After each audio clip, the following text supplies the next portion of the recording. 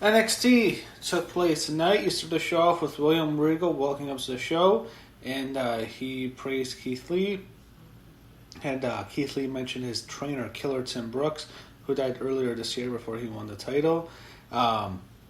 You had him say he wants as many people as possible to have the opportunity to win the championship, and because of that, he is relinquishing the NXT North American title. No surprise here. He's a double champ. I don't think he wants to go around defending both titles multiple times. It's better for the belt, so he relinquishes it. He's no longer the champion, and the winners are going to advance. They're going to do a match, or there's going to be a series of triple threat matches, and the winners will advance to a match, to advance to a ladder match at TakeOver to crown the new champ. So, no surprise. I assumed he would. May as well. I mean, you're not going to have him defend two belts. Dexter Lumis won against Killian Dane. This was alright. Dexter Lumis gets the win. Not much. I think Killian Dane just got released, to be honest. He offers nothing. He had Mackenzie Mitchell backstage. She catches up with Roderick Strong, who's going to be in a triple threat match. He says things should be put straight in order to the triple threat match. He wants to win. You had Dakota Kai and Sophie Vidal briefly state her intentions to become women's champion when she faces Io Shirai. Also, I want to mention Io Shirai's friend, Kairi Sane's done with WWE now. The women were saying goodbye to her, so that's it for Kairi. She's going to Japan. I don't know if she might still have a relationship with the company. I don't think she's still going to wrestle in Japan, but I think that's it for Kairi Sane, unfortunately. So thank you, Kairi.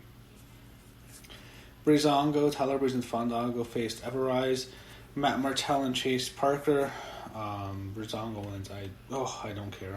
My goodness, I can't get myself to care at all.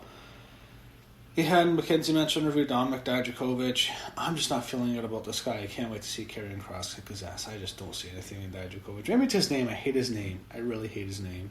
It's so fucking hard to pronounce. It's the worst fucking name ever. Vince will at least change the damn name when he gets to the main roster. Io Shirai tweeted she has her sights on Dakota Kai. Too bad I can't see it because I don't have Twitter anymore. I'm banned. He had Shotzi Blackheart against Aliyah. This was alright. Very average match. This was quick. Not a fan of Aliyah. I don't think she offers much. Shotzi is just, I don't see her going anywhere. Shotzi got the win. Not much of a match. You had Isaiah or Scott do a mini promo. Didn't care. So next we have Bronson Reed against Roderick Strong against Johnny Gargano. Trouble threat match to advance to the North American title. I have to say, Johnny Gargano was completely irrelevant. Ever since that match at Ciampa, he's basically his wife's bitch on TV, and he's one of the most irrelevant acts in NXT. I kind of wish he just goes to the main roster. This was a good matchup. It was a 20-minute match. Gargano's an afterthought. It feels like he's nothing. Roderick Strong's an afterthought, too. I don't think anyone cares about Bronson Reed. This was a great match. It was a good match. And we have two great workers, two of the best workers in the company.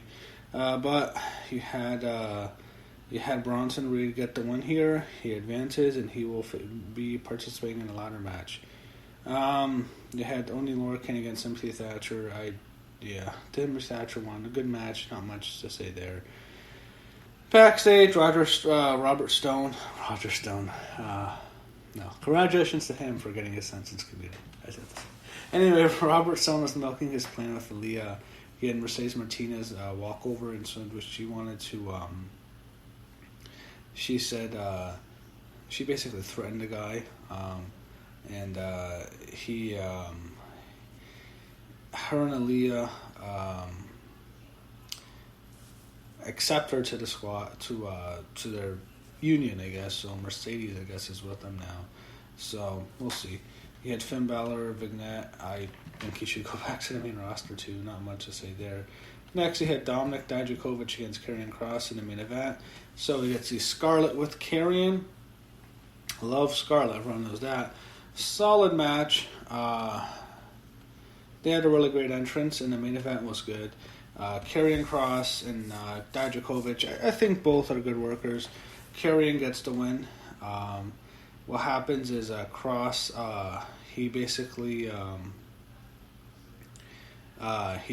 gets him in the straitjacket. The ref calls for the bell, and then you had Lee immediately slipped into the ring to look after Dijakovic as Kross backed into the opposite corner and stared over Keithley as he got his hand raised. Karrion Kross remained intense as Scarlett fawned over him. You had the sea of referees go to look after Djokovic and call for medical help as the show faded out, so sets up the main event.